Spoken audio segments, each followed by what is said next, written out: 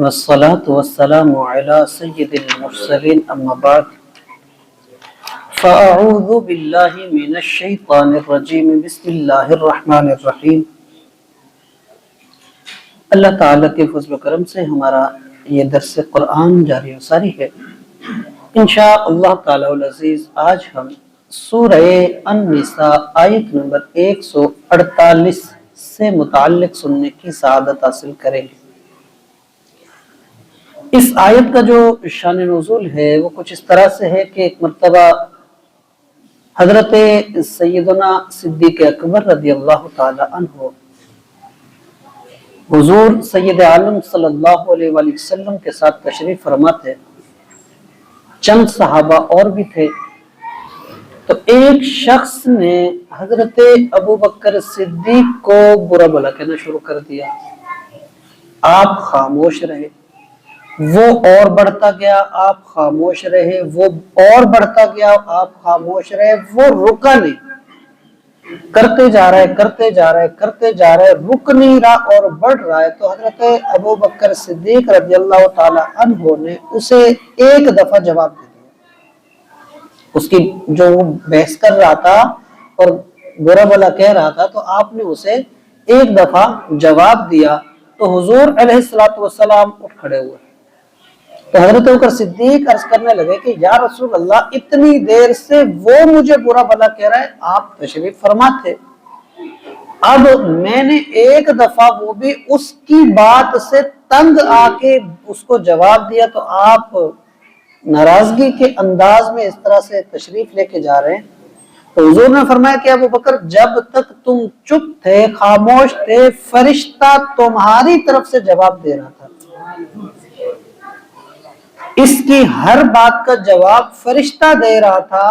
اب جب آپ نے جواب دیا تو فرشتہ چلا گیا اور شیطان بیچ میں آ گیا۔ ظاہر سی بات ہے کہ شیطان جب آئے وہ تو ایک بات کو خراب کرنے کے لیے آتا ہے، وہ اپنا فتنہ اور فساد پھیلانے کے لیے آتا ہے، تو اس لیے شیطان کے آنے کی وجہ سے اب نجات۔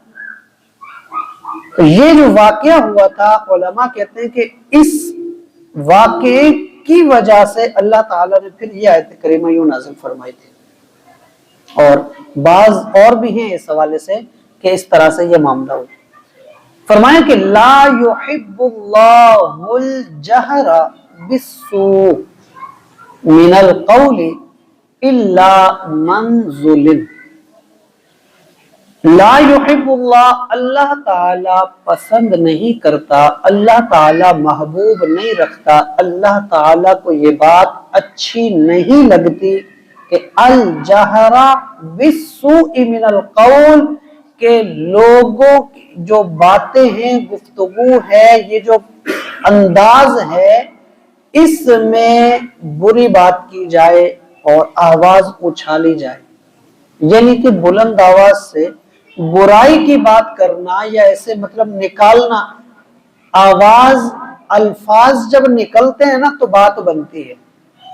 الفاظ جب تک ادا نہ ہو، اندر ہو، تو وہ حکم نہیں لگتا۔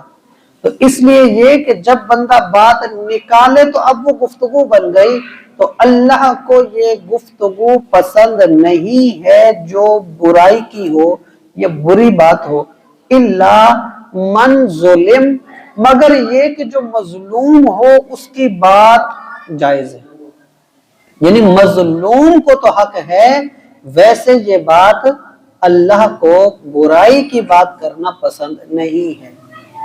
علماء یہ کہتے ہیں کہ برائی کی بات سے ایک مطلب تو ہے کہ کسی کے عیب اچھالنا، کسی کا پتہ لگ جائے کہ اس میں فلاں عیب ہے تو اس کو اچھالنا، اس کی بات کو بڑھانا، یہ اللہ کو ناپسند ہے، کیونکہ اللہ پردے داری کو پسند کرتا ہے، باتوں کے پردے رکھتا ہے، اپنے بندوں کے کئی عیب جانتا ہے مگر وہ پردہ رکھتا ہے۔